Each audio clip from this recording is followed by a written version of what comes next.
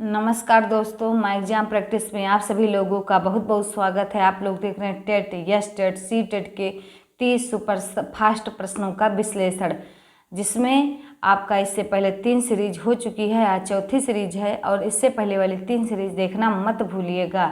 तो इसमें देखेंगे आप लोग, पहला क्वेश्चन है आपका शुद्ध शब्द चुनिएगा। ए ऑप्शन है आपका गंगा जल, बी ऑप्शन है आपका बेबुनियाद, सी ऑप्शन है आपका बड़ा सा, डी ऑप्शन है आपका चौपाया।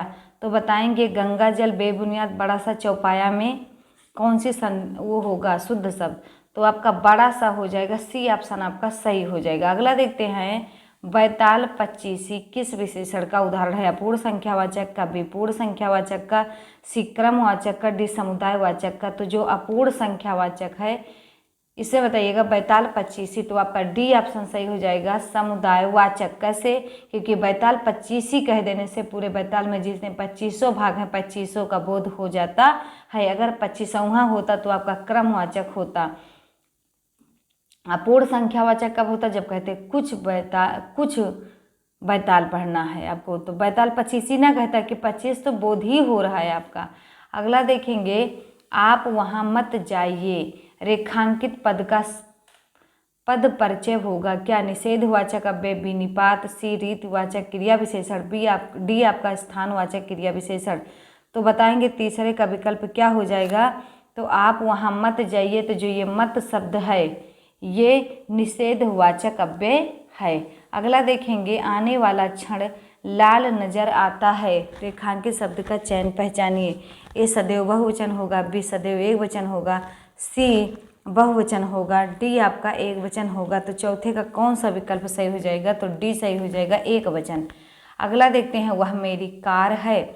इस वाक्य में कौन सा कारक है? कर्ण कारक है, विसंबंध कारक है, सी संप्रदान कारक है, डी आपका अधिकरण कारक है। तो बताएंगे वह कार मेरी है। वह कार मेरी है तो आपका कौन सा हो जाएगा? तो संबंध हो जाएगा, क्योंकि जहाँ रा री रे ना नी ने इत्यादि आए तो वहाँ कौन सा होता है? संबंध कारक। अगला देखते हैं, खिचड़ी किस प्रकार का शब्द है? तो देशज है, बी तत्सम है, बी सी आपका विदेशज है, डी आपका तद्भव है। तो छठवें का कौन सा विकल्प हो जाएगा? खिचड़ी देशज शब्द है। अगला देखते हैं, 7 नंबर का प्रश्न है कि बुढ़ापा शब्द में कौन सा प्रत्यय लगा है? ए आपा, बी पा, सी पा, डी आपका बूढ़ा। तो 7वें का विकल्प आपका ए सही हो जाएगा, बुढ़ापा में आपा प्रत्यय है। अगला देखते हैं, गौरव का लाघव से वही संबंध है जो नकल का डाट डाट से। देखिएगा, गौरव का विलोम क्या होता है? लाघव। जैसे गौरव मतलब बहुत बड़ा, लाघव मतलब छोटा। तो नकल का क्या संबंध होगा? तो बी हो जाएगा, मूल हो जाएगा। अगला देखते हैं, तरंग शब्द का सही समानार्थी चयन करें। ए तुरंग, बी उर्मी, सी आपका केकी, डी आपका अटवी। तो बताएंगे कौन सा हो जाएगा। तो देखिएगा, तुरंग माने होता है घोड़ा, उर्मी माने होता है लहर, केकी माने होता है मोर और अटवी माने होता है नदी। तो देखिएगा, ये तरंग में भी लहर होता है, उर्मी माने लहर। तो इसका सही शब्द क्या हो जाएगा? नौका, बी। अगला देखते हैं, 10 नंबर का प्रश्न है कि शब्द युग्म के सही अर्थ भेद का चयन कीजिए। अम्बुज अम्बुद। तो देखिएगा, कमल बादल, बी जल कमल, सी समुद्र कमल, डी आपका बादल समुद्र। तो बताएंगे इसका कौन सा विकल्प सही होगा। तो देखिएगा, अम्बुज माने जो पानी में पैदा हो, अम्बुद माने जो पानी को दे। तो ये कमल बादल हो जाएगा आपका सही, 10 का ए सही हो जाएगा। अगला देखते हैं, 11 नंबर का प्रश्न है कि जो किए हुए उपकार को मानता हो वाक्यांश के लिए शब्द क्या होगा? विश्वासी, बी कृतज्ञ, सी कृतघ्न, डी आपका आस्तिक। तो जो किए हुए उपकार को मानता है वाक्यांश के लिए जो शब्द होगा वो आपका हो जाएगा कृतज्ञ। अगला, कृतघ्न का मतलब क्या होता है? जो उपकार को न माने। आस्तिक का मतलब क्या होता है? जो ईश्वर में विश्वास रखे। अगला देखते हैं, 12 नंबर का प्रश्न है कि अभिधन उदय की संधि कीजिए। अभ्युदय, बी अभ्योदय, सी अभिउदय, डी आपका अभिउदय। तो 12 का विकल्प आपका सही हो जाएगा, 12 का ए अभ्युदय। अगला देखिएगा, 13 नंबर का प्रश्न है कि बहुब्रीहि समास का उदाहरण कौन सा है? ए पंचवटी, बी करोड़पति, सी आपका चतुर्भुज, डी आपका चरण कमल। तो 13 का विकल्प आपका सी हो जाएगा। बहुब्रीहि समास का उदाहरण जो होता है ये चतुर्भुज है, 4 भुजाओं वाले कौन है? तो आपके कौन है? ब्रह्मा जी। अगला देखते हैं 14 नंबर का प्रश्न है, मेरे को बाजार जाना है वाक्य में किस प्रकार की अशुद्धि है? वचन संबंधी है कि सर्वनाम संबंधी है कि संज्ञा संबंधी है कि लिंग?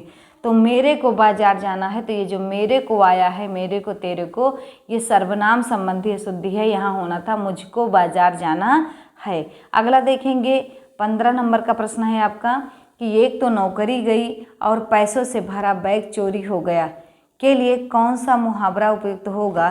कि कभी घना कभी मुट्ठी भर चना, कंगाली में आटा गीला, और सी आपका खग जाने खगही की भाषा, डी आपका काला अक्षर भैंस बराबर। तो इसमें होगा आपका बी सही होगा कि कंगाली में जो है आटा भी गीला हो जाता है। अगला देखेंगे 16 नंबर का प्रश्न है कि बाल की खाल निकालना मुहावरे का अर्थ है? ए बढ़ा चढ़ा कर बात करना, बी गुण दोष की परख करना, सी बहुत मीन मेख निकालना, डी आपका मुश्किल काम करना। तो 16 का आपका विकल्प सही हो जाएगा सी बहुत मीन मेख निकालना। नीचे दिए गए गद्यांश के आधार पर प्रश्न संख्या 17 एवं 18 के उत्तर दीजिए। हिंदी साहित्य में अन्य गद्य विधाओं की भांति ही भारतेंदु युग में यात्रा साहित्य का आरंभ माना जाता है। उनके संपादन में निकलने वाली पत्रिकाओं में हरिद्वार, लखनऊ, जबलपुर, सरयू पार की यात्रा, बैद्यनाथ की यात्रा और जनकपुर की यात्रा आदि यात्रा साहित्य प्रकाशित हुआ है। इन यात्रा वृत्तांतों की भाषा व्यंग्यपूर्ण है और शैली बड़ी रोचक और सजीव है। इस समय के यात्रा वृत्तांतों में हम दामोदर शास्त्री कृत मेरी पूर्व दिग्ग यात्रा सन 1885, देवी प्रसाद खत्री कृत रामेश्वर यात्रा सन 1893 को महत्वपूर्ण मान सकते हैं, किंतु यह यात्रा साहित्य परिचयात्मक और किंचित स्थूल वर्णनों से युक्त है। बाबू शिव प्रसाद गुप्त द्वारा लिखे गए यात्रा वृत्तांत पृथ्वी प्रदक्षिणा सन 1924 को हम आरंभिक यात्रा साहित्य में महत्वपूर्ण स्थान दे सकते हैं। इसकी सबसे बड़ी विशेषता चित्रात्मक है। इसमें संसार भर के अनेक स्थानों का रोचक वर्णन है। लगभग इसी समय स्वामी सत्यदेव परिवारजक कृत मेरी कैलाश यात्रा सन 1915 तथा मेरी जर्मन यात्रा 1926 महत्वपूर्ण है। इन्होंने सन 1936 में यात्रा मित्र नामक पुस्तक लिखी जो यात्रा साहित्य के महत्व को स्थापित करने का काम करती है। विदेशी यात्रा विवरणों में कन्हैया लाल मिश्र कृत हमारी जापान यात्रा सन 1931, राम नारायण मिश्र कृत यूरोप यात्रा के 6 मास और मौलवी महेश प्रसाद कृत मेरी ईरान यात्रा सन 1930 यात्रा साहित्य के अच्छे उदाहरण हैं। तो 17 नंबर का प्रश्न है आपका, बताएंगे आप लोग कि उपरोक्त गद्यांश को ध्यान से पढ़ें और उसके पश्चात दिए गए प्रश्न का उत्तर दें। इनमें से किस वृत्तांत की शैली चित्रात्मक है? जनकपुर की यात्रा की, बी बैद्यनाथ की यात्रा की, सी हमारी जापान यात्रा, डी आपका पृथ्वी प्रदक्षिणा। तो 17 का विकल्प आपका डी सही हो जाएगा, पृथ्वी प्रदक्षिणा।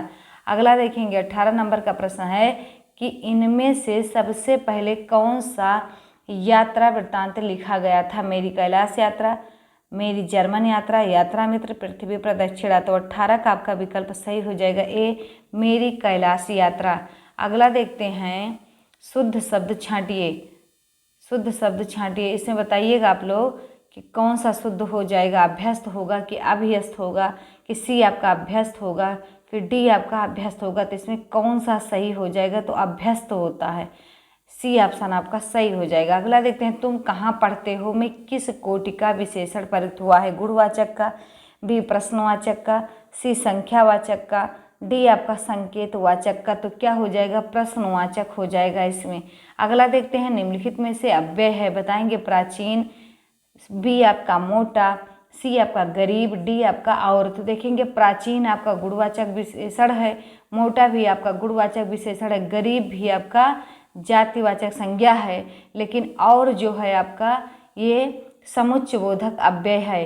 अगला देखते हैं किसका प्रयोग सदैव एक वचन में होता है? बताएंगे नदी का, बी प्रत्येक का, सी साधु का, डी आपका घर का। तो जो प्रत्येक शब्द है ये सदैव एक वचन में होता है और सबका बहुवचन होता है, लेकिन प्रत्येक का बहुवचन नहीं होता।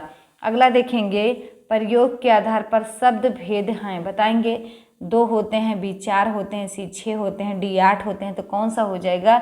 2 होते हैं। कौन कौन से? एक होता है विकारी और एक होता है आपका अविकारी होता है। कौन सा? अविकारी होता है। तो विकारी के भी 4 भेद होते हैं और अविकारी के भी 4 होते हैं। जो 4 होते हैं संज्ञा, सर्वनाम, क्रिया विशेषण। यहाँ होता है आपका क्रिया विशेषण विस्मयादि बोधक, समुच्चय बोधक और संबंध बोधक। अगला देखते हैं लालटेन, इसमें तो सही हो जाएगा आपका। लालटेन शब्द निम्न वर्गों में से किस वर्ग में आता है? तत्सम में कि तद्भव में कि देशज में कि विदेशज में? बताएंगे लालटेन जो है किस में आता है? तो आपका देशज हो। लालटेन किस में आता है? तो ये विदेशज में आता है। अगला देखेंगे आंशिक शब्द में प्रत्यय क्या है? बताएंगे आंशिक में आ है, का है, इक है कि सिक है? तो आपका इसमें देखिएगा अंश है और क्या है? धन इक है। अंश और इक, तो ये क्या हो जाएगा? आंशिक। तो आपका सी विकल्प सही हो जाएगा, इक। अगला देखते हैं ध्वंस शब्द का विलोम शब्द क्या है? विध्वंस, विनिर्माण, सी तुल्य, डी आपका प्राकृतिक। तो ध्वंस का क्या हो जाएगा? विध्वंस। अगला देखते हैं दूध का पर्यायवाची शब्द क्या होगा? स्तन्य होगा, बी खीर होगा, सी पेय होगा, डी नवनीत होगा। तो दूध का पर्यायवाची क्या हो जाएगा आपका? दूध का पर्यायवाची शब्द होगा आपका क्या? बताएंगे तो खीर हो जाएगा। यहाँ होना चाहिए था क्षीर, लेकिन क्षीर का कोई दिक्कत नहीं, क्षीर तत्सम है, खीर तद्भव है। कौन सा जोड़ा समरूपी भिन्नार्थक है? बताएंगे अवधि अवधि, बी अनुचर नौकर, सी आदि अंत, डी आपका अभिनय नाटक। तो देखिएगा ये समरूपी भिन्नार्थक है क्योंकि अवधि में समय होता है और अवधि माने आपका क्या होता है? बोली होता है। अगला देखते हैं जीने की इच्छा। बताएंगे जिज्ञासु होगा, बी जिजीविषा होगा, सी जिज्ञासु होगा, डी आपका पिपासु होगा। तो जीने की इच्छा जो हो जाएगा बी हो जाएगा जिजीविषा। जीतने की इच्छा हो, ये जीतने की, यह है जानने की इच्छा रखने वाला, यह है पीने की इच्छा रखने वाला। अगला देखेंगे अनुवीक्षा का सही संधि विच्छेद है। बताएंगे अन्न धन वीक्षा, बी अन्न धन वीक्षा, सी अनुधन इच्छा, डी आपका अनुधन इच्छा। तो कौन सा हो जाएगा? अनुधन इच्छा। अगला देखते हैं निम्नलिखित में से, ये आपका ये आखिरी क्वेश्चन था, ये 30 नंबर का क्वेश्चन है। मिलते हैं अगले सेशन में फिर 30 प्रश्नोत्तरी के साथ, महत्वपूर्ण प्रश्नोत्तरी के साथ। तब तक के लिए जय हिंद, जय भारत।